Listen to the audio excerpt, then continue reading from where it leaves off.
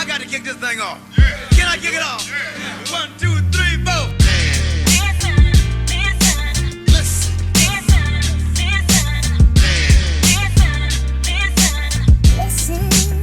Ladies and gentlemen, listen.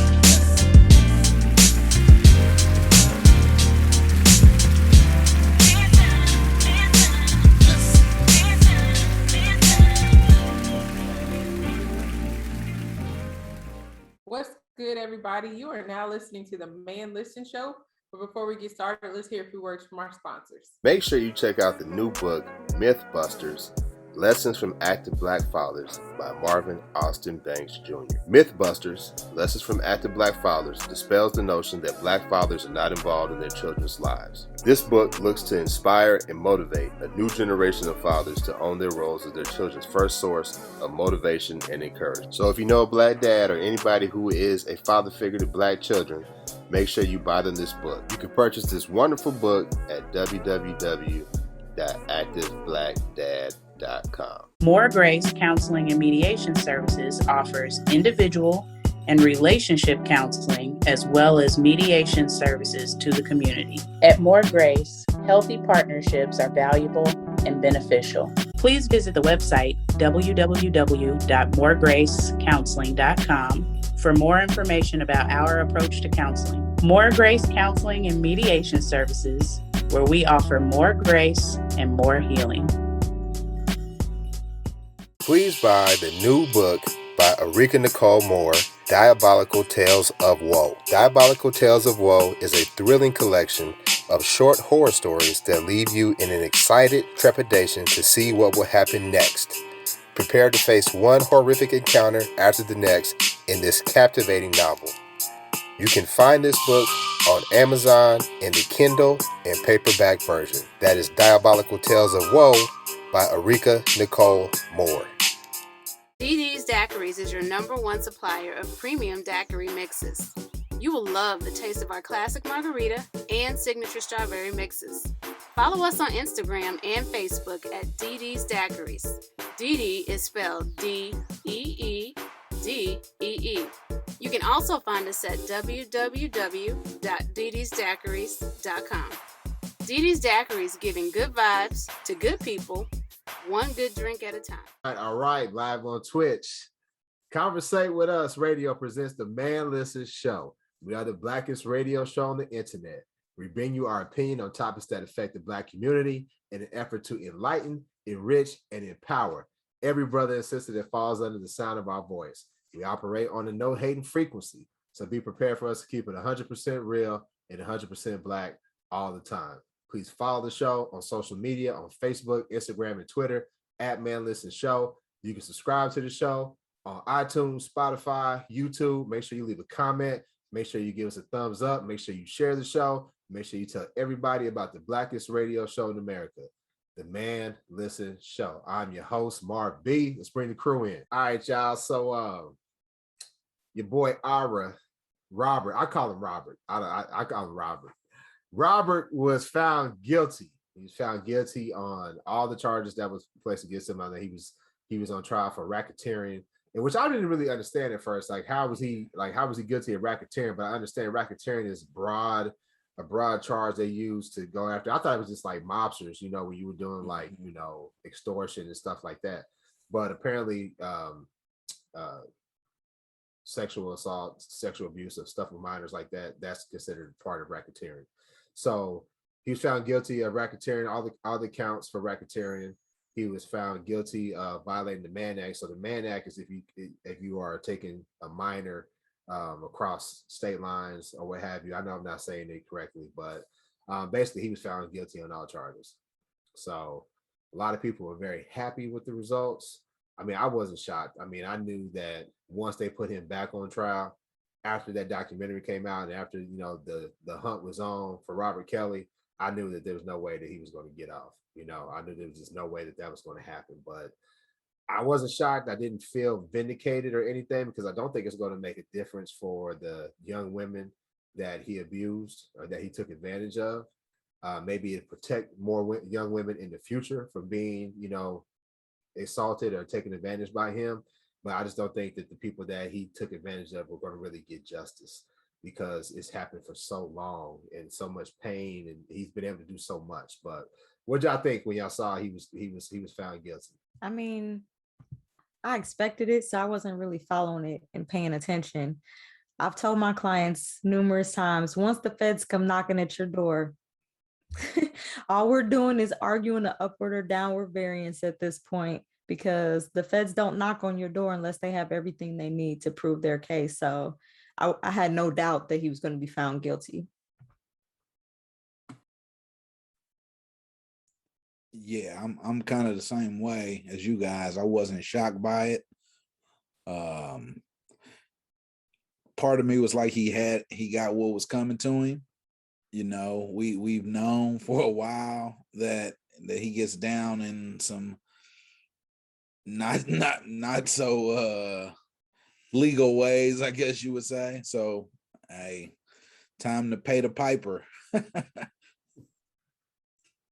Yeah, it's the same. I wasn't surprised at all. I mean, it actually was a long time coming. I think if Robert would have been punished back in the 90s when he should have, then it probably would have saved a lot of other young girls for having to go through the abuse, the molestation, and kidnapping, whatever other charges or whatever else they accused him of.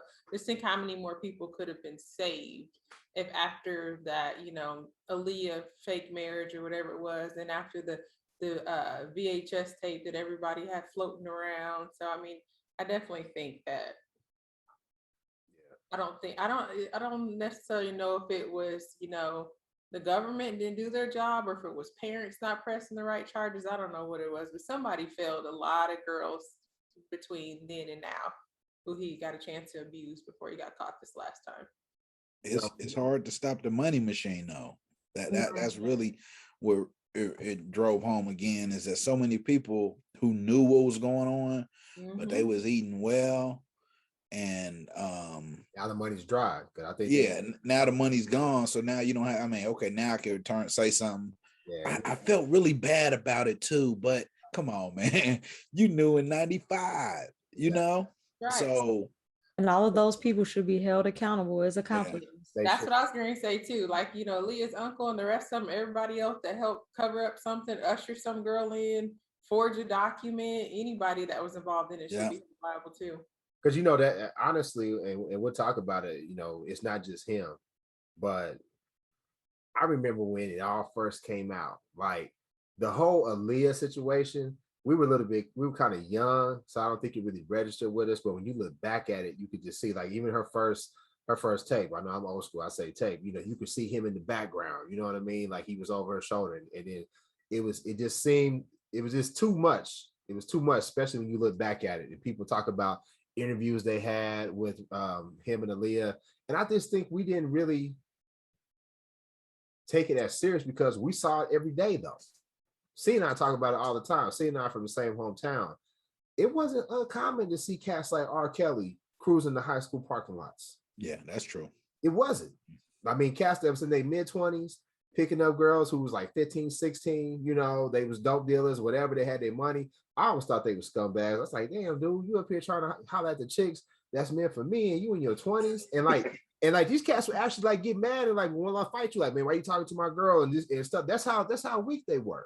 You know, so I think maybe because we were so accustomed to it, you know, and that's a bad thing that we didn't really just, you know, and Robert was, you know, he was R. Kelly, that we kind of just say, hey man, that's just the way of the world, and we let it go, you know. But fast forward to when the tape came out, I remember I was living in Kansas City, and you know, back then that was what, like the early 2000s. And that was the height of the bootleg. That was, you know, cats, you go to barbershop, you get bootleg CDs, bootleg DVDs, everything was the bootleg. And I remember they had the tape. And I remember so many people like, hey, I got the R. Kelly tape. I got the R. Kelly tape. And I remember myself being one of the only ones saying, I don't want to see it. Because if it's him, that's child pornography. I don't want that nowhere near me. But I will say, I was on some website or whatever, and they post like the still photos of like the situation, and you could tell it was that dude. Yeah, it was him. You could tell that was that dude. And I was like, why would somebody want to watch this tape? You know, with him. and allegedly this young girl. But he got off on that. You know why he got off on it? Because allegedly, I put allegedly, they got paid. She didn't show up. Right. Oliver Sparkle said, "Hey, that's my niece." You know, there was a picture posted of the girl. People who saw the tape, it was like, "Yeah, that's her." You know, her friends would say, "Hey, that was my friend. That was her. We were in such and such grade when she looked like that. I can tell because that's what she had on. That's the hairstyle she had." But obviously, they got paid, and she didn't show up, and he was allowed to continue to do what he did for years. But the thing about that is, as unfortunate as that is, that behavior in that trial is what helped him get convicted today. So that's part of what the feds used, his paying off people and his coercion and whatnot. That's how they came up with racketeering. So it's like he's had this criminal enterprise for all of these years where he's conducting these illegal acts and then paying off people and getting people to go grab these girls, bring these girls, move these girls, do all these things.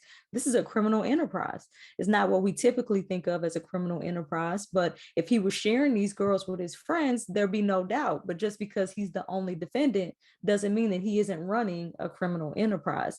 And that's kind of the mentality that the feds ran with. And I mean, it was effective. Obviously, he was found guilty, but that's pretty much what racketeering is, being like the boss of a criminal empire, which he clearly was, because he's paying off people, his his staff, his victims, their families, whoever else. We don't know. Prosecutors, judges, you never know who got paid, especially because, he's R. Kelly in Chicago during a time where he's at the height of his career.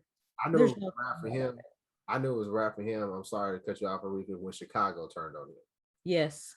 When the people of Chicago turned on him, Chicago radio said they weren't going to play him, I knew it was a rap, because if nowhere else he was going to be defended and they was going to defend him tooth and nail, it was Chicago. And when Chicago finally had enough, I said, yeah, it's a wrap for him. It's a wrap. Yeah. Sad it took that much though. Yeah. And that long.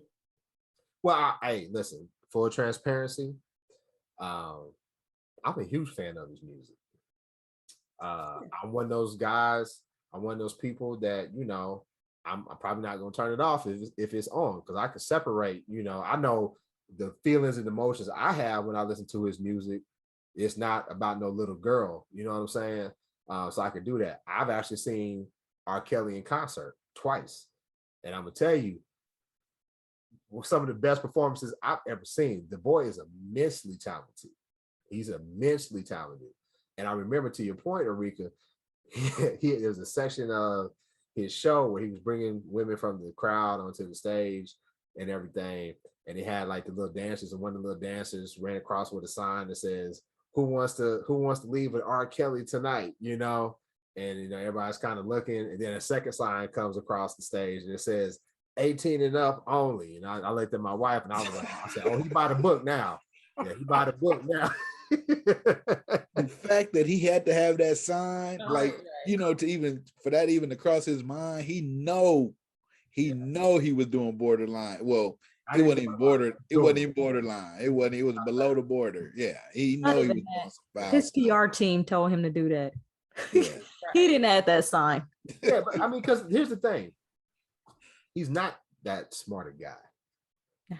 Yeah, I think he's borderline illiterate. I'm not trying to be funny. He is. He's like borderline illiterate. He can write music, whatever. He probably has somebody pin it down or he records it or whatever. But he was also a victim himself. And there was a lot. He was molested as a young person, and we've seen it happen often where the victim becomes the abuser. And this is like a textbook case of that, where he became the abuser. But he was known to be cruising the high school parking lots and cruising. And he ain't the only one. And I ain't gonna say it on the show because I don't want to get sued.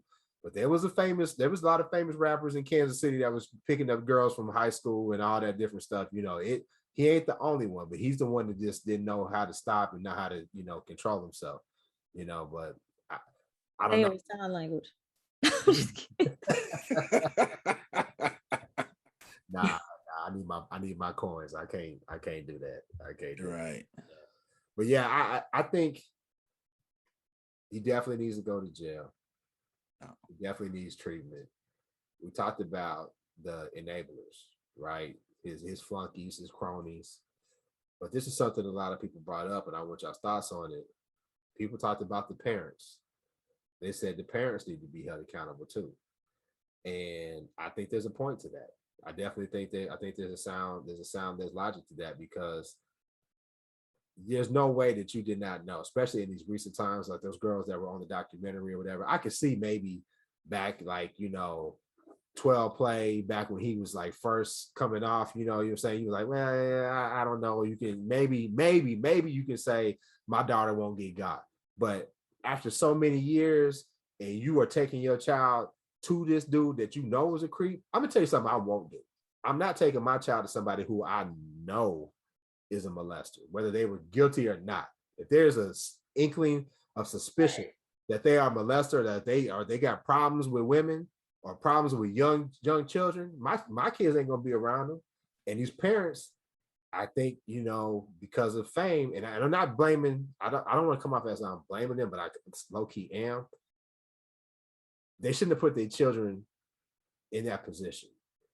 And I think that they do have some accountability, maybe not legal, but morally they are accountable as well.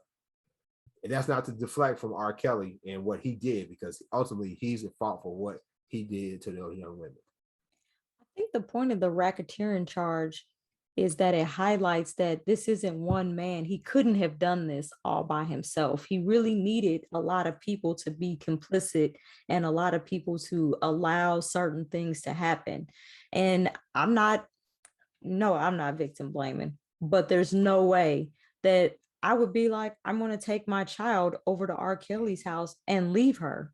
I'm not taking my child to any grown man's house. I don't care what they do for a living. I'm not dropping my child off with Barack Obama and leaving her. I don't care. But I also try to remember that I have a different education, background, experiences that make me, think the way that I think. And so I try to give a little bit of grace to, these parents that maybe they've got this kid who wants to be in the music industry. And I'm like, man, I got to go to work. I work 3 jobs. I don't got time to be sitting up here at R. Kelly's house listening to soundtracks. And they just didn't have the heart to tell them no, or, you know what I mean? I don't know. They weren't smart enough to understand what's going on. I can't give them that grace though, Arika. This is why, because say he was a straight up and down dude, right? Like he wasn't a molester. You talking about the music industry. You know how vile that is. If it's not Robert, it was somebody else. Right. It wasn't them getting molested. It could be them being exposed to drugs, alcohol, any type of stuff that they needed a parent there. Lock, stock, and barrel. Lock, stock, and barrel. Lock, stock, and barrel. No, that's not going to happen with my child. I don't know about y'all, but when I was coming up, I couldn't spend the night over at just anybody's house. Right. But see, I also one friend I could go spend the night at. I had one cousin I could spend the night at. Anybody else that wanted to hang out? No, y'all got to come over to my house. Yeah, my parents just didn't tell people like that, because people yeah, you never know. They ain't right. Yeah. But also too, to your point about the people nowadays, the more recent victims, I think it was a different time also though, and so things that some people say that's just the cost of doing business. That's what I got to do to get on. I got I have to. And there are a lot of people that thought like that. I mean, not just parents, but people in the industry themselves. They said, okay, this is what I got to do to get on, so I'm going to do it.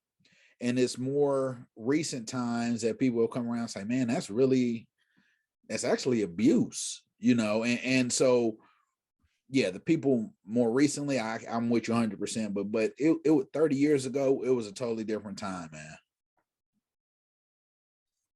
I get what you're saying, like as far as it being a different time. I think like when you think about like all the I guess like the minor issues like sexual harassment and if you have sex with somebody after y'all are drinking on a Saturday night. So I think those things are different. But I think even back then, I think an adult sleeping with a 14, 15, and 16, I think that was looked down upon. I think the difference now and then is you could kind of act like, well, maybe it's not him. Are you sure that's in the video?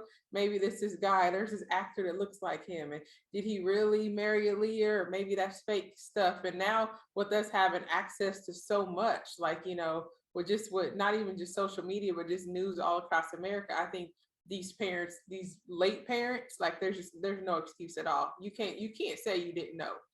I think like it was one thing back in the 90s, be like, well, he said it's not him, and we don't know for sure that's him. But I think that, I have problems with the Me Too movement because of how I think it targeted Black men disproportionately. But I think one positive thing from the Me Too movement is that it called out rape culture. And part of rape culture was victim blaming. And we know that there were plenty of young women, young Black women, who were victims of older men targeting them. And what was said about those young women? Well, she was being fast. She shouldn't have been fast anyway. She had no business around him anyway. And so instead of him being called out for being the molester and punk ass that he was, the blame went back on the girl. So I think that was something that was more prevalent back in the early 90s when we were coming up. As a matter of fact, I know it was. Whereas now, you're not really able to get away with that. No. And that's a good thing. Yeah. Even and you think about it, I always frame it as, a lot of times I didn't know how grimy just a lot of guys were until I went to college, and it was like guys that you knew and you like, what?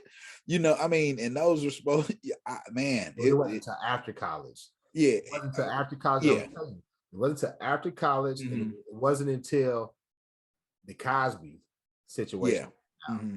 And I was steadfast, and I was like, ain't no way Bill was raping all these white women for years. It was getting away with a Black man raping white women. And I still don't believe that. I still don't believe that, but I still believe he was a POS. I still believe that he raped some people and he needed to be in jail for that. I still believe Bill did that. But when I was low-key defending Bill because of, how Black men were done by the system, more and more women that I knew was like, hey, it happened to me. Hey, it happened to me. And now it's to a point where I know so many women who have been victimized. Yeah. Sick to my stomach, man. And I all I could say was like, well, why you say nothing to me while we was in college? You know what I'm saying? I would have defended you. And it was like, you don't understand. So it took me a while to understand, man. It's grimy out here, and it's hard for our sisters, for real. Yeah, it is. It really is. Speaking of that, did you see Bill Cosby spoke out? I wish he hadn't. Bill, you need to just be glad. I didn't see that. What did he say? Well, he spoke to his handler. He said Aruh got railroaded. He got railroaded. Yeah. Yeah, I don't know. Do you think he really said it though, or do you think his publicist or whoever this guy is right now is just? I can't see Bill being that stupid, But the publicist said it. He said that was Bill's words. But, yeah. But why'd you even ask him? And then why are you repeating something some 80-something-year-old senile man who just spent, months in jail said? Like, it's just like, what? He got off on a technicality. He did procedural stuff. But it don't matter who it is. If somebody come out lying on me, the next tweet or sentence or, oh no, they lying. I'm saying, so I don't care if it's his publicist or whoever, he definitely shouldn't have said anything. No, at all. Stop talking. Like, who's asking them these questions? Nobody. Yeah, that's what I'm saying. Are you supposed to die in jail? You lucky you're still alive. Or you in there right back. Yeah. Right. Give us a reason to get pissed off again before they start getting you on some racketeering. Now, let me ask you this. So I admitted that I still listen to Robert's music. I don't really actively play it like I used to. Like I used to man, listen, for real. Rob has some stuff, and that Chocolate Factory. Boy, Chocolate Factory, man. TP2.com. Hey, listen, the black panties out, whatever. Like, yeah, I was on it, Do you think this conviction is the final nail in the coffin where radio is not gonna play him at all? Like it's a rap, he's done. Because you can still hear him on the radio at times. Like I listen this, like maybe not public radio, but Sirius satellite stuff, they still play him. you know, and he can still be found in like Yeah. catalogs like Spotify and iTunes and stuff like that. You think it's a rap for him? I don't. I don't think it is. I think it's especially when you talk about the Sirius, like the what's the Sirius Fly or the old school station or whatever. I think to them, they're like, this is a snapshot of 97, you know, this is a snapshot of 98 or whatever. So they're not going to play any new music. But if they're going, they have the show that comes on everything that was number one or the top 10 songs in 95 this particular week. How would they address that? You know, and so I think you'll still see, I said see, hear his music on the radio. You won't see any videos though, probably, but you'll hear it on Sirius. Yeah, and I think if you think about it logically, he done sold all the rights to his music. Like the dude is like, he's broke. He's dead broke. Yeah, he probably had to. Yeah, he's not even getting paid on those royalties. So probably in light of that, the people who own it will probably, you know, will still push it and, you know, get the music played. But I don't think it'd be to the level that it would have been had he not been a creep and molested children, you know, because like I said, the dude was phenomenal. Yeah. I'm glad you brought up the part about the royalties. Like the lamest excuse I heard or I read, somebody was like, well, you know, I'm still going to listen to his music because all of his victims are going to sue him and that's how they're going to get their money. I'm like, if you just want to listen to me, just say you want to listen to it. Come on, that's a major stretch. Right? I haven't heard that one. Yeah, that's I read it. It was actually on Facebook. And I'm not like, you know, like you said, Marv, I'm not actively searching and playing. If it comes on, I'm not going to change the channel. I mean, he's one of those artists where I can't really separate the art from the artist just because of his crime. I know I judge a lot of people's, you know, personal lifestyles when it comes to musicians, but just what he did, I just can't get past that. And you're right. He's a genius. I think I saw him. I can't remember, what was it, like 2011, maybe 12. He came to Kansas City, a Sprint Center. Yeah, he put on an amazing show, and he has like music that's timeless. But I mean, so there's too many other artists out there for me to be actively wanting to listen to 12 play again. So I've been done with Robert for a while. I think it's more likely that y'all's concert money went to them victims than any radio money. Probably so. Yeah, but it also I mean, got more victims, but you're right. But I agree. I mean, at this point, it's too difficult to separate, you know, that, like you said, snapshot of that time from, you know, what he's being found guilty of today. And not even just that, but the problem with that is, and for me, in my mind, it's a slippery slope.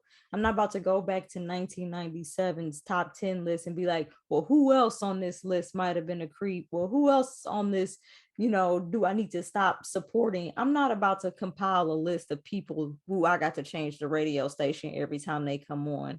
Like you said, I'm not actively seeking him out because I know about him, but I'm not about to compile a list of people and in my mind be like, oh, it's so-and-so, I got to change the station. I'm like, I don't have the energy for that. And you know that all, and then that brings up another point. So he was such a great producer and songwriter that you then stop listening to those songs that he wrote for other artists. That's it. You know, I wonder, are they gonna go back in Space Jam and you know, take I Believe I Can Fly? You can't fly anymore. So whenever we get to go back outside, like for real, like, you know, we back outside, but whenever we get to like really just like be uninhibited, if COVID ever gets under control, I wonder if the dance floors were empty. Because I've been in some parties where people like they turn on R. Kelly, they're Step in the Name of Love, you know, and you out there getting your two-step on or whatever. And I remember like people like, nah, you need to get off the dance floor. We don't dance to this cat, you know. And I got low key kind of shamed, you know. That I was just because like unlike C, I was able to separate it. But and I'm not saying I'm right, but you know, it's just selfish. You know, I like the music, but going forward, I can't fool with Robert. I can't mess with him. How much time you think he's gone for the rest of his life? Erika, what you think what you think the sentence is gonna be? You think it's a wrap? So it depends, right? So it's not just about getting sentenced, it's about whether or not you get sentenced consecutively or concurrently. So consecutively means that for each of those 9 counts, he gets a sentence and he got to serve one and then the other and then the other and then the other for all 9. Now, if he gets concurrent, I don't know. It could go easy, but what determines if a judge says consecutive or concurrent? Because like I always thought that concurrent was like the norm for people. Maybe I'm wrong. It's more common, but you have to negotiate for that. Like the prosecutor can easily be like, no, you've done too much. You can do 7 years for each of these charges, and I'll see you never. Have a nice life. Especially if you have a prior criminal history, or like I said with the feds. So federal sentencing is different, right? So federal sentencing, they have the guidelines, and it's like you have to take the number of points people have. The points are your prior criminal history and everything, and then there's the severity of the charge. And so here are your points, here's the severity of the charge, and you got to meet, where you are in the middle. But then in federal court, the prosecutor can ask for an upward variance. So they can say the severity of these crimes, the number of years that they've gone on, the amount of evasion that he's done, we're asking for more time. He didn't participate. A lot of times you'll get a point or two off for participating with the prosecution, maybe dropping your boy's name or something like that.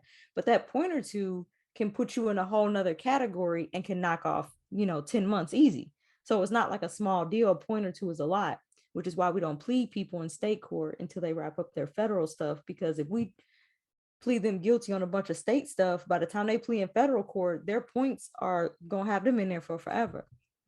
So it depends on how well they're able to argue at sentencing for upward variance or downward variance, because it's going to be difficult for them to say, R. Kelly's a pillar of his community, goes to church every week. These are the arguments we make, right, for downward variance. Oh, this is his first crime. He's never done anything wrong. He doesn't really have a big, negative impact on the community. This was a mistake, a one-time thing. They don't have any of that to argue. Like, they literally have nothing to argue for a downward variance, whereas the prosecution has everything to argue for an upward variance. So the chances of him getting more time than someone with his criminal background, because as far as I know, he doesn't have a criminal background. So he could technically be in this category, the very first category, but then the severity of the crimes got him down here, but he's still on this first, the first row, even if it's all the way down here because of the. Let's not sleep that he still got charges pending in Chicago. I think. Yeah, but that's why they're pending, because you don't wrap up state cases until the Fed cases are done, because those points will count against him. So, but he's still, child pornography and obstruction. And so that tape. Yeah, that tape Marv watched. Yeah. No, Marv did not watch. No, not at all. No. He saw stills. Yeah. Different. Yeah, but that child pornography that circled America and landed on, like you said, a lot of people's devices and stuff like that. Yeah. Hopefully they deleted it and stuff like that. They understand that possession is it. Right. Let's go back to that. Let's go back to that. Yeah. The people who mainly had that tape? Women. Yep. Black women. I remember sisters like they were selling it at the beauty salon. Most of the people that had that tape was black women. Yep. Well, I would have said the opposite. I felt like they had it at the barber shop. No, most of the women, most people I know, it was women that had the tape. I got the tape. Well, no dudes, you know what I mean? And seriously, there's a girl I knew was my homeboy's girlfriend at the time. She's like, y'all should come over. I got this tape. And I mean, her and her homegirls was over there watching. No lie. Yeah, most of it was women. Yeah. It was the complete opposite for me. It was a house full of guys who had the tape. And I remember everybody watching it, but people was kind of debate like, oh, and then look back now, just people just making shit up, lying. People were like, oh, that's not him. He got a birthmark right there. No, I seen him in concert. Then he got a scar right here. That's not him. So, I mean, it was just people, no, that is him, going back and forth. That's the 90s, though. So, and the videotape had been like recorded, I don't know how many times. So the version that I saw, it was like completely blurry. You wouldn't be able to identify nobody on that tape. So so I think that speaks to the point where I talked about, okay, the number of Black women I know who are victims, right? It baffles me that there's so many Black women who, number one, who had that tape back in the day, but many of the people who still defend Robert are Black women. That's keeping it real. A lot of the people who still defend him say anything to take down a Black man, and now you need to go out to the parents, and just them girls are fast, whatever. It ain't a lot. There's some stupid brothers, but there is a lot of Black women who are defending that dude, and I don't understand it. I don't. Well, that's the majority of his fan base, though. Like any Black male R&B singer, most of their fan base are people are going to go to bat for them. That's a good point. Good point. That's a good point. That's a good point. I think also too, a lot of people speak out. The people who are loud and wrong are coming from an unhealed place, and so it's like, no. Like I talked to him and I thought he was, great. And we did this and we hung out and he didn't do nothing to me. So I know he wouldn't do nothing to you, because it's like what happened with Usher. They was like, she ain't cute enough to be a victim of Usher. Like, what happened with Usher? What happened with Usher? Usher did something with somebody? No, he allegedly gave that girl herpes. Oh, he gave the big girl herpes. Yeah. He was like, she too ugly. And I was like, that's foul. Right. And but that's the same thing, right? You still like, nah, I hung out with him. He's cool. He didn't do nothing like that to me. And you're not cuter than me, or you're not cute enough to be a victim of R. Kelly, because R. Kelly can get anybody he wants to. So why would he do that to you? And I try to tell people all the time, sexual assault is not about looks. It's not about like who they attracted to or whatever. It's about control. His whole thing is about control. So he didn't have control when he was young and he was a victim. And so his whole MO as an adult was to find women, children that he could victimize and control, so that he could try to, in his twisted mind, take back some of the power that he lost as a child. He's a hurt person hurting people.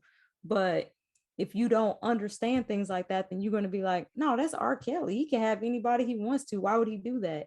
Because you don't understand how this works. And that's part of that rape culture. And, exactly. A friend of mine pointed that out, where, there was a situation with a guy and this girl, and, people were debating, they actually were debating it. I didn't debate it because I pretty much assumed the dude probably was foul and did it.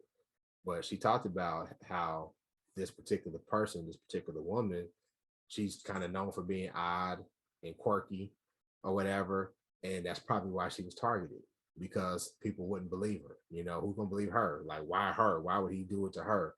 And when you start thinking about the logic and how predatory these guys are, and how really deep down inside they're cowards, so they're going after people who can't fight, who can't resist, who don't have the self-esteem to say, I ain't got to be locked up in this house with your illiterate ass. I can leave.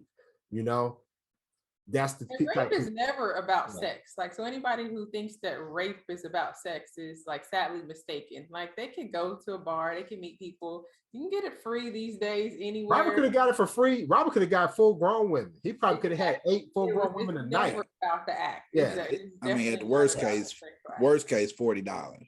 Right. Yeah, exactly. That too. But Robert could have had any.